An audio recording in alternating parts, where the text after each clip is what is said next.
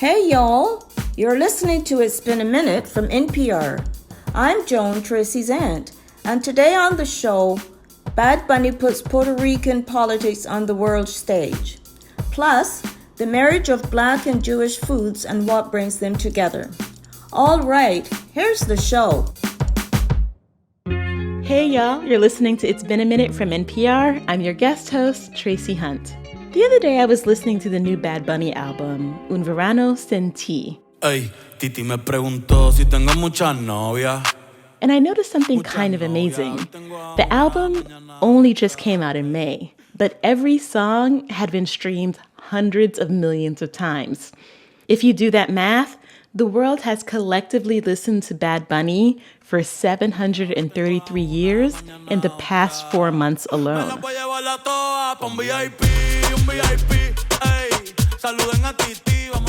It's official. The biggest artist in the world right now comes from Puerto Rico.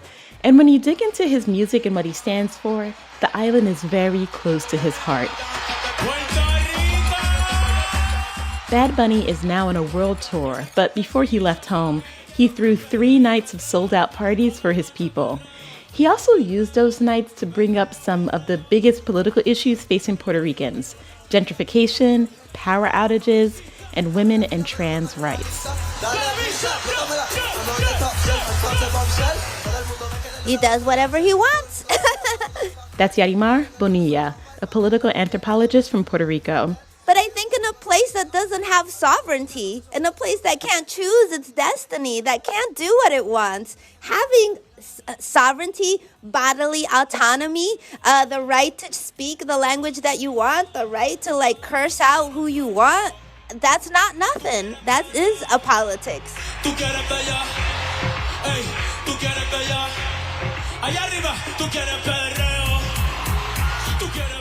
Today, Yarimar and I are digging into Bad Bunny's Puerto Rico, looking at what he stands for and what he wants for the island. And bear with me in this conversation, my Spanish is a work in progress.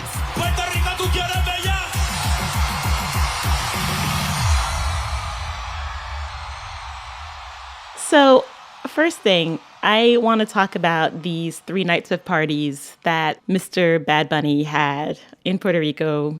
What were these parties exactly? What was, what did he do? First of all, a party is the right.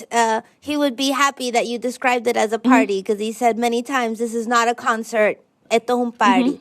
And so I think what he wanted and the way people felt it was like a fiesta nacional, a kind of popular national gathering. So there was a venue that was sold out for 3 nights, but there were also public plazas where, what was happening in the venue was presented on large screens. There was also at all sorts of bars and chinchorros, as we call it. People just had the TVs tuned in because the concert itself was all transmitted live on Puerto Rican television. And so he said he wanted to throw a big party and for everyone in Puerto Rico to be able to attend. Yeah, and what moments kind of stood out for you?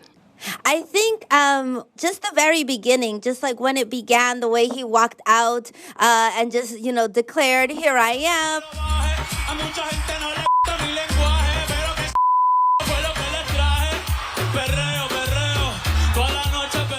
Within the first 5 minutes, there were so many bleeps because, Bad Bunny's songs, they have a lot of curse words and a lot of sexual references.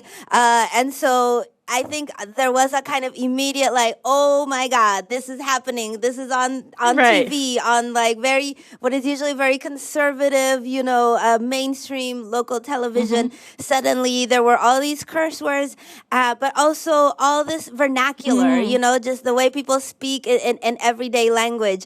And there were all these different, racialized bodies, and also different representations of femininity and masculinity. And the music is also a music, I think, even though Bad Bunny is the #1 global streaming musical artist, there's still people in Puerto Rico who clutch their pearls at reggaeton. It's still a kind of not the mainstream music and not what you're used to seeing on TV. I know that during the show, he said, El país es de nosotros. my dream is that all those who are present here, who have the genuine desire to live forever in Puerto Rico, can achieve it. And that seems like such a simple thing to want. Why has that dream become so unreachable for so many Puerto Ricans?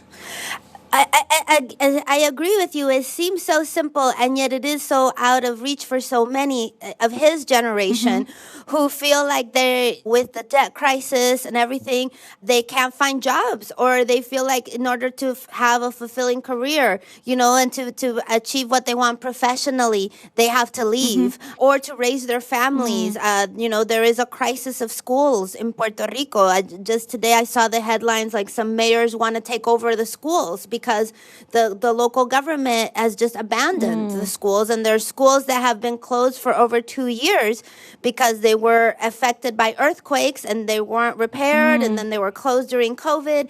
And so just giving your kids a education. So I think a lot of people feel like they have to choose between their career, their family, and living where they want to live and being with their people. And so while Puerto Ricans feel like they can't make their lives there, the government is not working on making Puerto Rico more livable for residents, but instead is trying to attract foreigners to come, particularly folks from the U.S. who then don't have to pay taxes when they move to Puerto Rico. And many of these folks are incredibly wealthy, and so they don't need a public education system.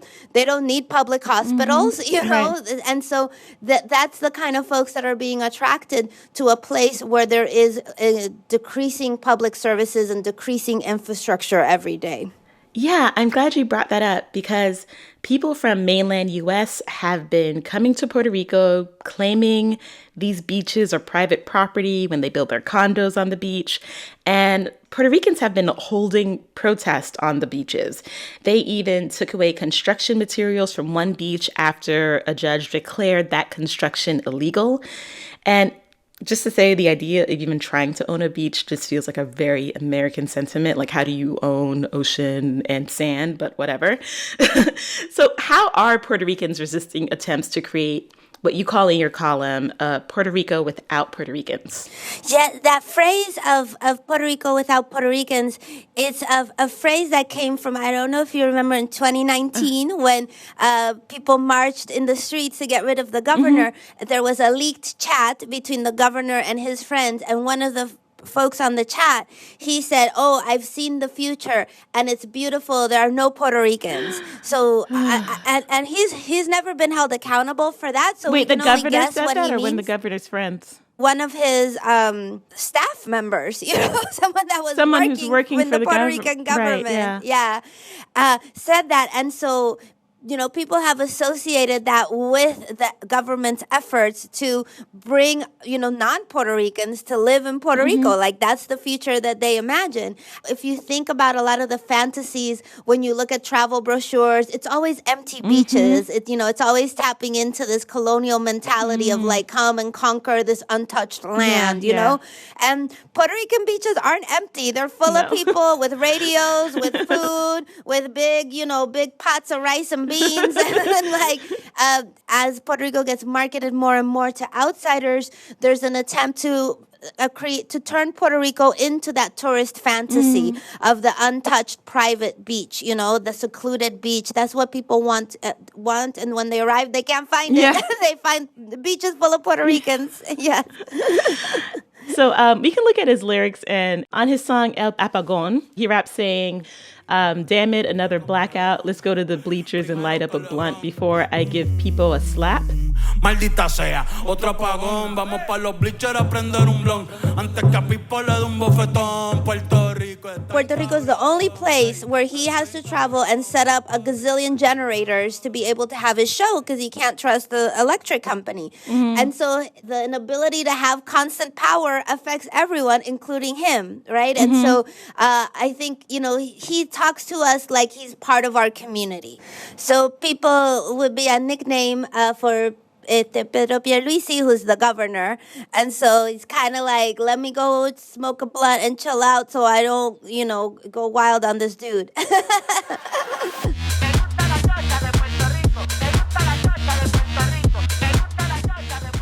Reggaeton is historically hyper-masculine, But in Bad Bunny, we have an artist who paints his nails. You know, he dressed in drag for his music video, Yo Perio Sola. Is he doing something radical in Puerto Rico?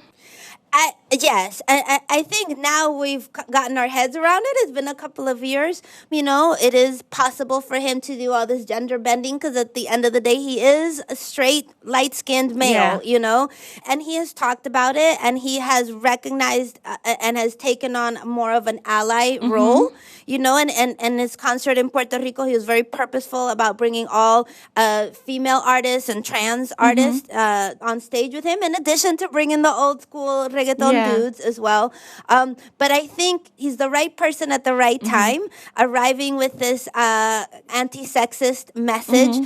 He says that machismo is just old-fashioned. It's just like embarrassing. He's like, oh, so that's just like pathetic and sad for you. You know, come on now. The thing is that he doesn't do it in a kind of didactic, scoldy kind of way. He's just like, oh, that's so passé to be like straight and boring, and you know, like, and why would you limit your outfit choices to the men's department? That's just sad. You know. He has made trans issues like a big part of his platform. As you know, he performed on the Tonight Show with Jimmy Fallon, and he wore a shirt that read "Mataron a Alexa, no un hombre con falda," which in English means they killed Alexa, not a man in a skirt. Why do you think this issue in particular has been so important to him? Well, I think it's important in Puerto Rico. You know, there was a crisis of femicides that was declared, and there has been also a crisis of trans violence, and you know, a real push for people to recognize that, you know, and then in the case that he referenced at the Jimmy Fallon show, the person who was killed self-identified as a trans woman, but the police described them when they were killed as a man wearing women's clothing, and so a lot of people really pushed back on that, and so it was really lovely for him to say, no, she wasn't a man in women's clothing. She was a woman. Her name was Alexa. And I think it has resonated with a lot of young people, both queer, but also straight people who feel constrained by the conservatism of Puerto Rican society. The power structure in Puerto Rico has traditionally been straight and light-skinned and conservative, you know. It's a time of transformation in Puerto Rico, along with the political transformations and the recovery from all our disasters. There is also these identitarian struggles that are happening, and I think he speaks to all of that. Yeah. I mean, we were talking about machismo earlier, and, you know, as much as he uses his platform to talk about progressive politics, you know, he's at the same time still kind of engaging in some toxic masculinity, like his song Soy Peor, where he sings, once again, bad translation, I have the white girl that gives me lap dances, the rocker girl who I stick it in with my pants, the dark girl, the blonde girls, the models, da-da-da-da-da. Can he, like, embody the traditional machismo of reggaeton and push those boundaries? Like, can he authentically do both? So I think Soy Peor, that was one of his first hits. And he says he's evolved, whatever. But if you look at the current album, I'm just like, let's talk about the current album. On the current album, he has the song about Andrea. 4 de la mañana y Andrea saliendo de la perla. Which is like an amazing song about what it's like to be a beautiful young woman in Puerto Rico, constantly harassed, who just wants to live her life, you know? Such a song from a female perspective that's so beautiful. But and you also have a song like Yo no soy celoso, where he says, I'm not a jealous type, but who the hell you talking to over there? Who is that?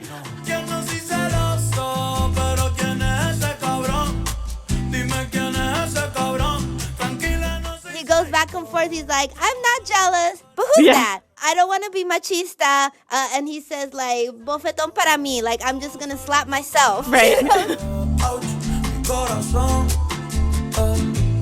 You get the sense of someone who's like, this is toxic masculinity and I don't want to do it. Yeah. You know, so he's kind of like dealing with those feelings.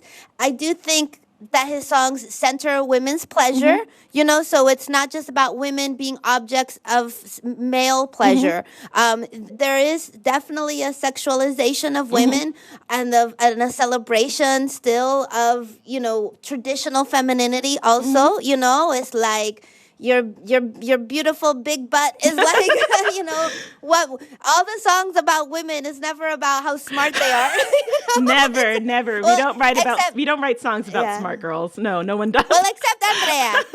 Andrea, he says she's smart like a Tesla. Okay. You know? But mostly it's about like how beautiful and how great she is at oral sex and things like that, you know?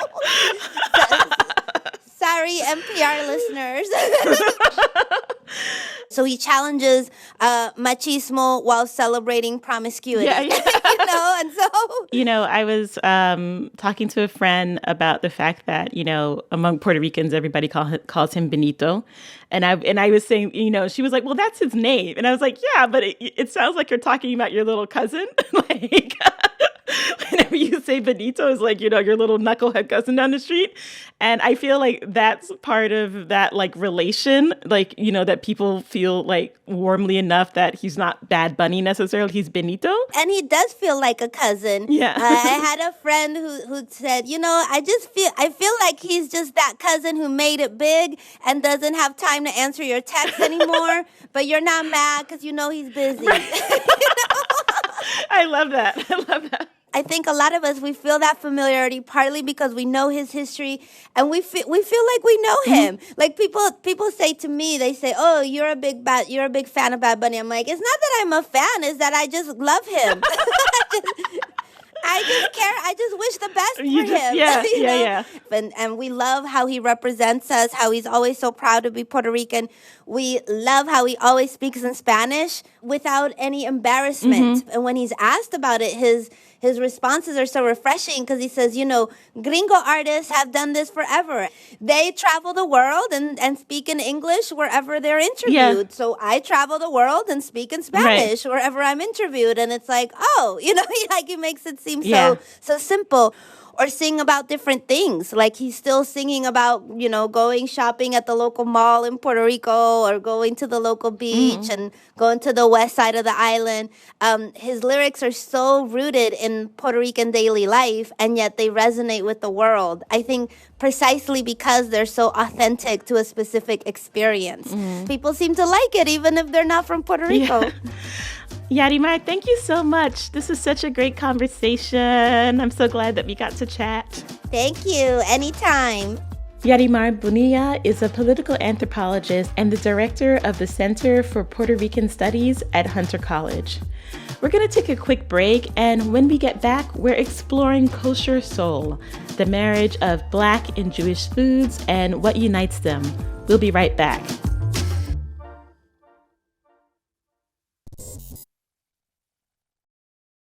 All I want to do right now is sit on a beach in Barbados and eat a fried flying fish sandwich.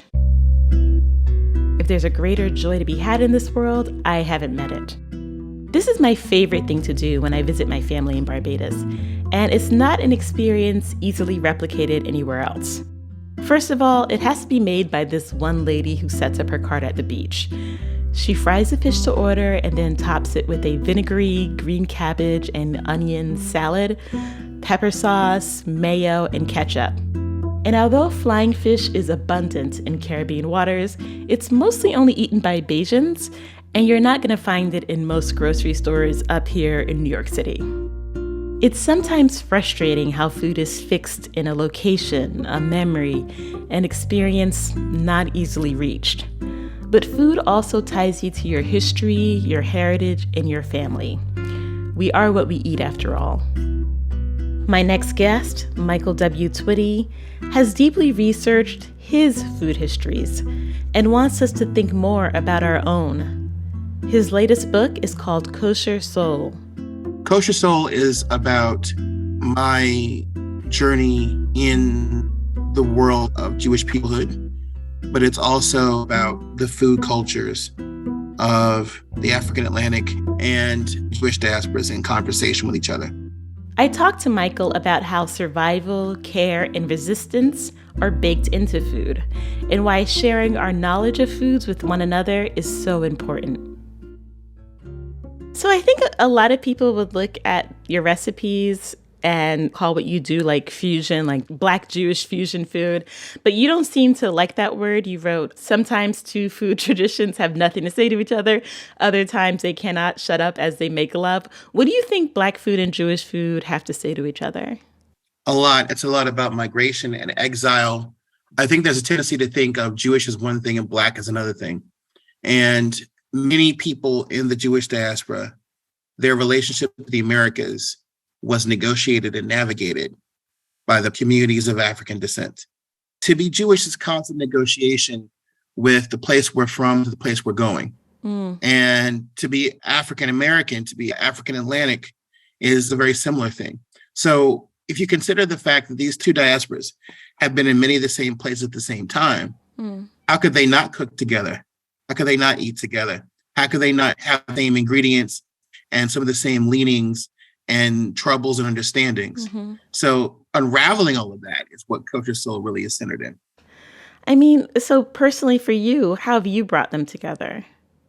It's the smells. It's the mortar and pestle. There's the hot comb positioned like a mezuzah, which is what we put on our doors that my mother, grandmother, and great-grandmother had. You know, it's encouraging that energy of the cooks that came before me, whether I knew them or not, to be in that space and cook with me. Yeah. I'm from Barbados, and I'm thinking about something called cuckoo, which is like fufu. Right. Kind of the same idea. And most people make it with just this thin, long paddle-looking thing to like whip it up and everything. And when you were talking in your book about like how like having a sacred kitchen and the things in your kitchen, like, you know, being sacred, I kept thinking of like the cuckoo stick because it feels like if you have one in your home that identifies you as a Bayesian home. I have a banku stick, which is the same thing. Oh, okay. I have to look that up. And by the way, there were Jews who came in refuge, but also for opportunity, places where enslavement was running the show. And part of the Jewish food of Koshersoul, lo and behold, is kuku and fungi. Oh, wow. If you want to imbue your kitchen with sacredness, or your cuckoo stick, or your waffle maker with sacredness, like how would you do that? You know, when I have the hot comb in the kitchen, like hung up like a mezuzah, the kitchen was the place where, you know, our matriarchs did their hair. It's the pictures of the ancestors. Yeah. I have an Asafo flag in my kitchen from Ghana where it depicts like banku and fufu in the market.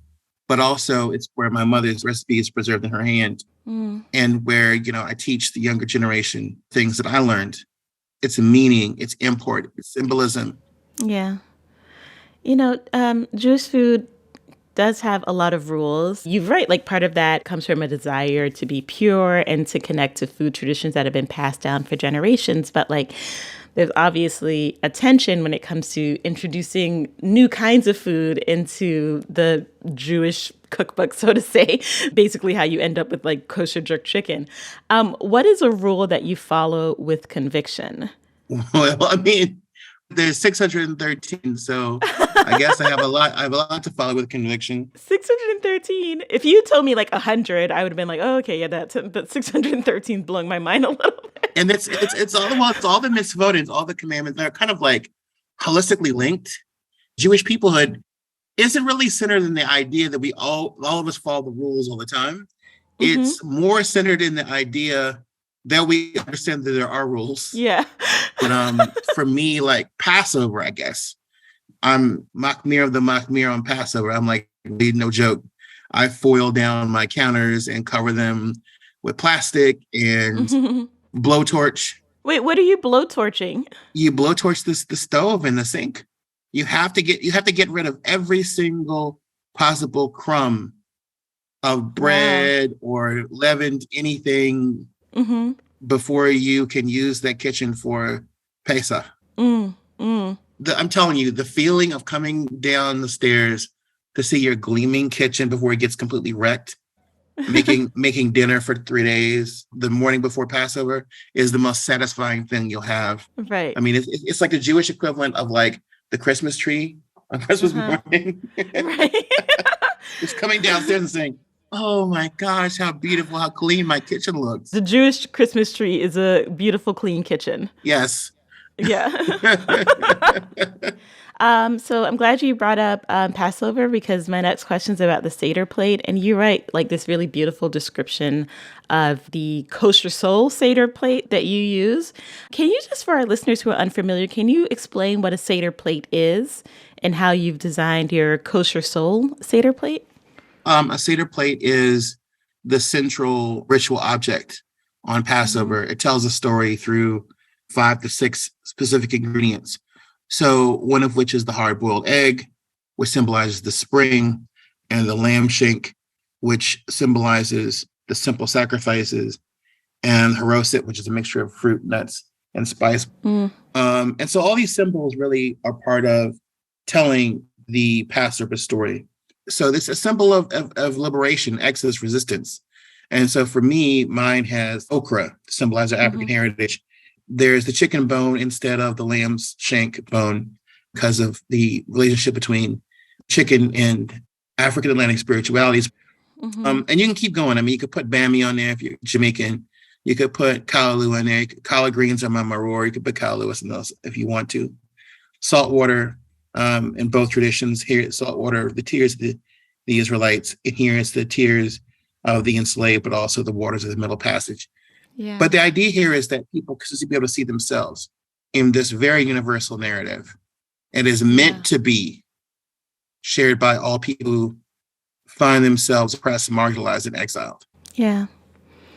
One of the oldest synagogues in the Western Hemisphere is in Barbados. It was built in the 1650s by Sephardic Jews who were escaping Portuguese persecution in Brazil. And they brought their expertise and sugar to Barbados, which means they made a living enslaving my ancestors. And you talk about this like painful, complicated history of Black Jewish relationships in your book. For people who want to learn about this food and cook this food, but don't want to paper over that, frankly, terrible history, what do you say to them? It's a lot of twists and turns and complications. There's also an incredible book called Once We Were Slaves by a Jewish scholar that talks about basically people who were formerly enslaved in Barbados, who were the children of their masters, who were liberated and sent to New York and became basically the patriarchs and matriarchs of one of New York's prominent Jewish families. They were mixed blood people of African descent. There were Black people who were enslaved, who were Jewish. We still see Black people with names like Levi and Cohen. But there were multiple rabbis that lost their jobs and ran out of town because they said slavery was wrong.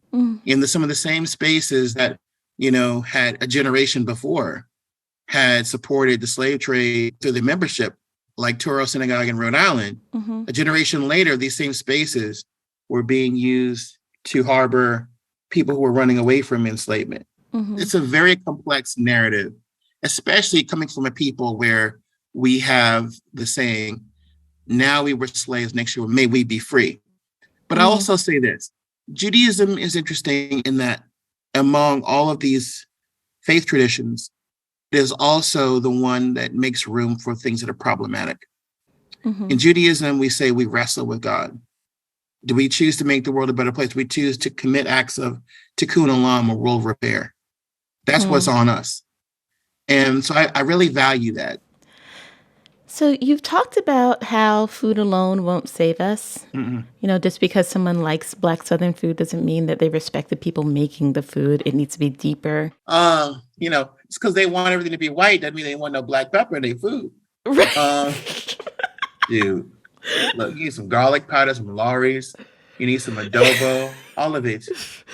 All of it. All of it. Some hot sauce. I mean, all of it. All of it. So on the flip side, how can people connect to history to have that deeper experience when they cook the food of certain cultures? The way in which so many people, they don't understand the issue of appropriation. They go, if I'm eating your food, it means I'm crediting you. you ain't doing nothing for me unless you write a reparations check. Unless the check is already in the mail, certified, signed, sealed, delivered, like Stevie Wonder on Obama's election night. It ain't going nowhere. That's not what we're talking about here. We're talking about actual, real conversation. Those conversations, those allyships, that hard work that led to aspects of our liberation and ongoing liberation now, were built on people saying, hey, I want to talk to you. That's how it works. It's not just, big men and big women in big places that make great pronouncements and lead the people.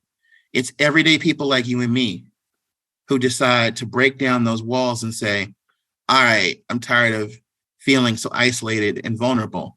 We have to work together as a community. And it doesn't always work. We know it doesn't always work. But by God, we live in a better world because somebody made that decision to say, let's talk, let's share some bread, and let's work through our issues. Yeah.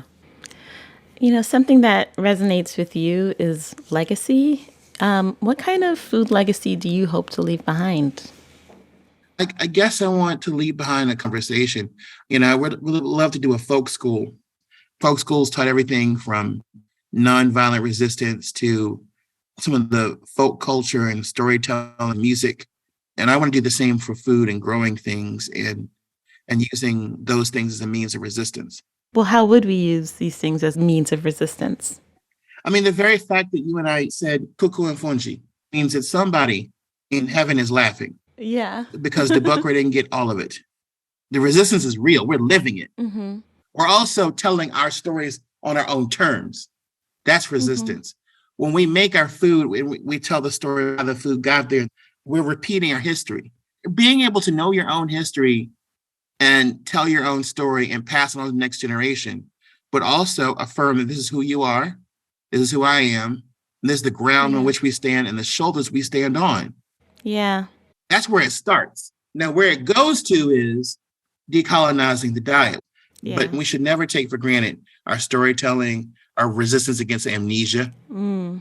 Because once you know that you ain't got no excuse, once you know that it doesn't have to be this way, once you know that it could have gone down a whole different way, there's a different kind of anger that comes from that, a different kind of spirit of, okay, I'm ready to fight now. Thank you so much, Michael. It was really great talking to you. Thank you, my sister. I appreciate you. Thanks again to Michael W. Twitty. His new book, Koshersoul, is out now. Up next, Who Said That? With my group chat. Stick around.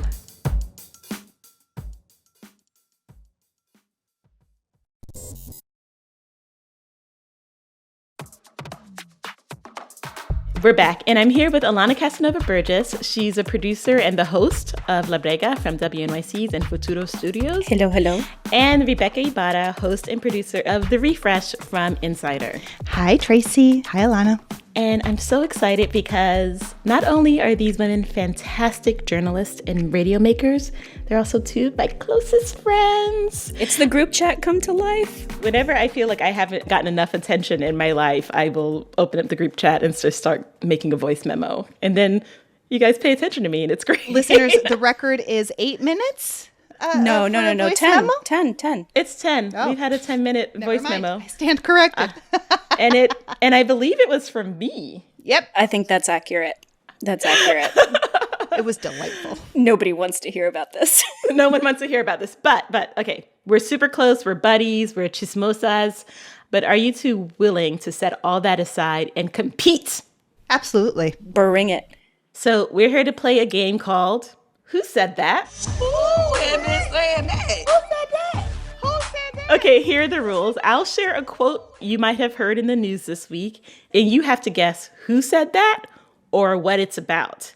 There are no buzzers, just yell out the answer.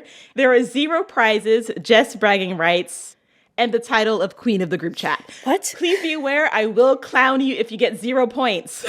I'm sorry, you didn't tell me that before I said yes. You're hearing it now. Okay, for this one, you can tell me who said this or who it's about. Got it. Blank is the son I've never had. He's a charming boy who's finding his way. What? It sounds like something Matt Gaetz would say in a very creepy way, but it's probably not Matt Gaetz. No, it's not Matt Gaetz. The person who said this is a very close personal friend to Snoop Dogg. Oh, Martha Stewart. Alana, you get it. Okay. Yes. Yes. So that was Martha Stewart. Apparently, last Friday, the Daily Mail asked her if she was going to be Pete Davidson's new girlfriend because there was a picture of them floating around holding hands at the White House Correspondents' Dinner. Oh my God, amazing. And she basically said she finds him delightful. So in my book, she didn't deny that she is not dating Pete Davidson. He's going to have such good meals. I'm jealous.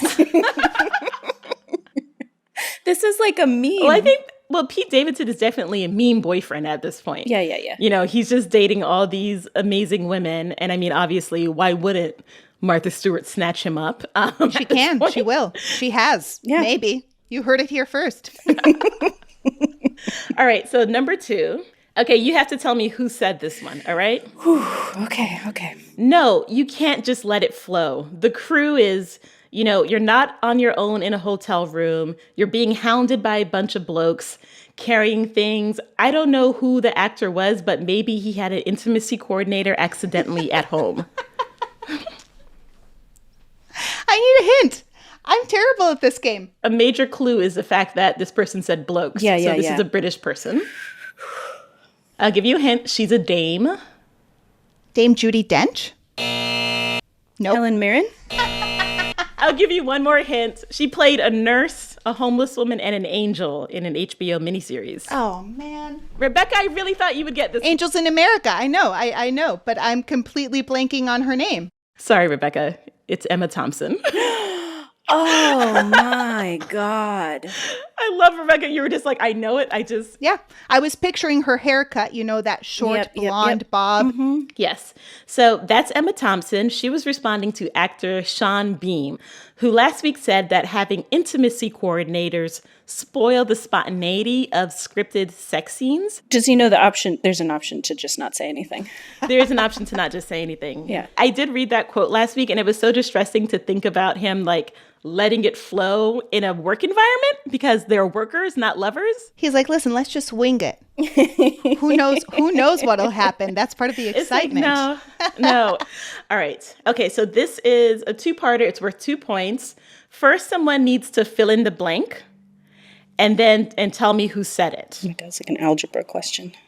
After much thought, we're saddened to share that we have separated and will begin the process of divorcing. To the blank family and Netflix, thank you for this unforgettable opportunity and support. Love is Blind. Love is Blind, and who's talking? Oh, the 2 people. I literally just put this in the group chat? I know, this is why this is hilarious. I never know the names of the couple of Love is Blind, but she is adorable. She's pint-sized and he's mega tall. She's so honestly, teeny. She's better than him. Oh, right. Oh my God, 100%. Yeah. All right. So Alana gets 1 point. I get 0. It's fine. You don't want to. Oh no, I 100% don't know their names. You don't. We just talked about so this. Yes, we're talking about. I know this was just in the group chat. I'm so disappointed in you two. Before this, I Googled gossip to be ready for this segment. You Googled gossip? I don't know if anyone noticed, but I didn't study. So. All right. That's Ayanna McNeely announcing that she and Jarrett Jones are getting divorced. The two got together through Netflix's show, Love is Blind. I'm a little bummed because I was rooting for them. Really? I thought they were a cute couple. No, I was just rooting for her. Just for her. I was just rooting for her. No offense to Jarrett. Well, in the sense that I was rooting for her and she seemed to want Jarrett, then yes. So I'm a little bummed, but you know, what do you expect? These things happen. Par for the course. Mm-hmm. Don't I know it? All right. So, Alana, you won. Yes. You know what? Losing has never felt so delightful. So I'm going to go ahead and pat myself in the back for that as well.